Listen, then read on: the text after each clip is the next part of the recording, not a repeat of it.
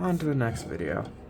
Let's talk about Cuba. Now, for those who don't know much about Cuba, it's an island state off the coast of the United States near the Florida Keys. But that's likely not what people are knowing about in the headlines recently. See, the Communist Party of Cuba currently rules the island, which operates under a planned economy. Now, it is technically true that private enterprise is allowed, but that's like saying Stalin allows you to do what you want so long as you obey his rules. It is private enterprise in name only. Realistically, the Cuban government could just seize those properties without hesitation. In fact, it seizing properties it wants is what's getting it into trouble. Or rather, that's what got it into trouble. See, for those who don't know, the Cuban blockade alongside the US embargo have been going on for decades. Cuba was blockaded during the Cuban Missile Crisis because, well, I shouldn't need to explain why that happened. If you have a bunch of missiles in Cuba, you ain't gonna like it too much, especially if they're from their greatest enemy at the time. But the US embargo specifically has been going on since the Cuban government came from Castro, well, specifically the communist government, and seized the property of Americans in Cuba. For example, there were sugar plantations by the Hershey's Company, alongside numerous others, who invested in the Cuban government and its economy. Sorry. But, for as bad as a dictatorship as it was, I won't deny it was indeed a dictatorship that Cuba had before Castro. The Castro dictatorship ended up seizing a bunch of American properties, and so the US embargoed them. Then, under the Cuban Missile Crisis, they set up a blockade to prevent Soviet missiles from getting into Cuba. This created a lot of issues, and, coupled that with their planned economy, and you have a recipe for a disaster. Now, they were able to sustain themselves, albeit briefly, on the Soviet Union, which aided them, bought sugar for higher prices than they would otherwise go for, and did a number of other measures to help Cuba basically sustain itself. But the moment the bankroll from the Soviets fell away, well then, guess what? Cuba started to struggle. They stagnated. And eventually all the economic cracks began to flow and grow. They came out of the woodwork and damaged the state. As one might imagine, the Cuban government was heavily reliant on the Soviet Union for imports and exports. Previously, it was the United States, which they traded heavily with, but after the blockade and embargo, no. This is especially true considering the Cuban government was heavily communist in its leanings. Now, it was not fully communist, because that has never successfully occurred, because go figure, commies suck at actually doing commie things. But they were able to successfully start a planned economy, which went exactly how one would expect it. Completely inefficient, unable to sustain itself without someone else helping it, and generally is just very bad at, being an economy. As much as people like to brag about Cuba's social programs, it was basically the USSR subsidizing said programs as a strong industrialized nation, which also seized a bunch of stuff from the Germans. Well, and pretty much everyone else in the Eastern Bloc when we're being honest with it. So once the Soviet bankroll ended, Cuba basically collapsed in on itself. Agricultural production fell earlier, and, unable to recover because they didn't have demand, the Cuban economy essentially collapsed into a massive problem. How would you describe it? Like a giant slum. Yeah, slum was about right. It's just flatly not sustaining itself. Now, given that, I will be blunt. It should be replaced. The Cuban government. Completely replaced. I understand, plenty of people think, hey, that's imperialism. It's bad. I agree with the first part. Definitely don't agree with the second. Isn't it imperialism to intervene in such a case? Yes, very much so. But at the same time, there is no way you are getting this government to effectively manage anything.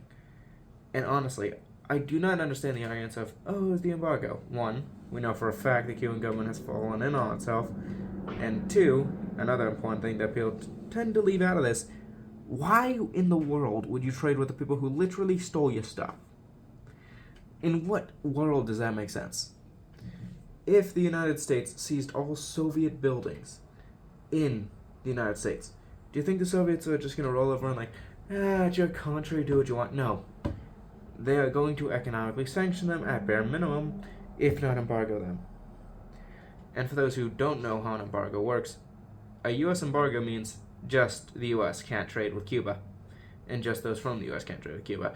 It says nothing about anyone else. That's why the Soviet Union was able to sell and buy things from them. The U.S. embargo quite literally only affects the United States. You might say, oh, well, they're close and they're large. Surely that means it'll have an outsized impact. Yeah, it'll have an outsized impact, especially because Cuba used to trade with the U.S., but they haven't traded with them for decades, and they have other options, including the PRC, India, Venezuela. Well, not anymore with Venezuela, but they used to actually quite a lot. The rest of the Middle East. Sorry, not the rest, just the Middle East. I haven't mentioned any Middle Eastern countries yet. And numerous other places in both the Americas and the Third World. The First World may oftentimes follow the U.S.'s lead, but by no means is that a guarantee. And more than anything, when it comes down to it, people will act with their self-interest. If you believes that trading with Cuba is beneficial, let's face it, they probably will. Heck, they traded with Russia, and they didn't even consider working with Russia beneficial. Would not put it past the EU. Cuba had options. It fumbled them hard. And, adding on to that, in all practical senses, their government is not being kind to its people. It's being tyrannical. So, on a pure humanitarian level, it is beneficial to overthrow it.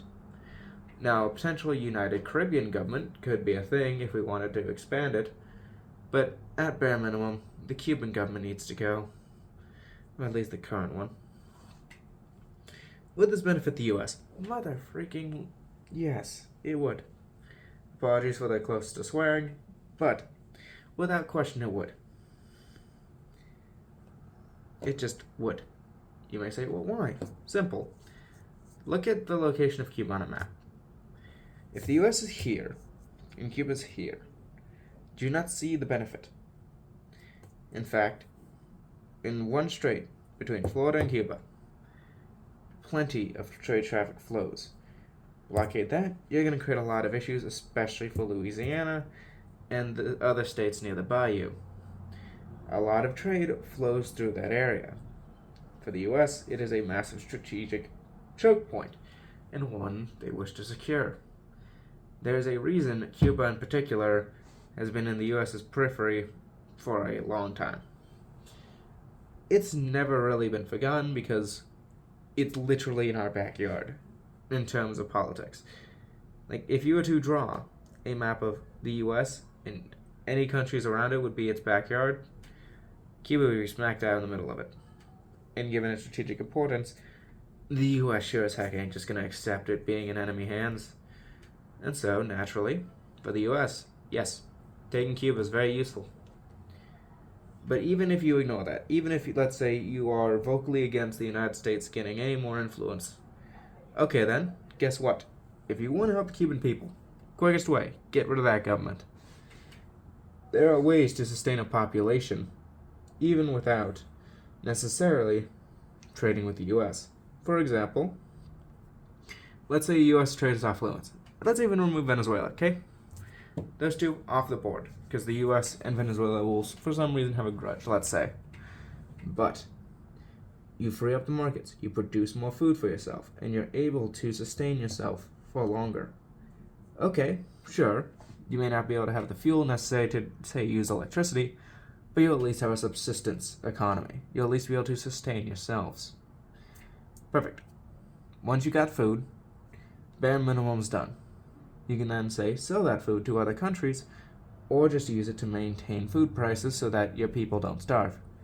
Right. You got leeway now. You can then use that money to invest in fuel in other countries. Say Saudi Arabia. I'm sure they'd be happy to strike a deal along with many OPEC countries.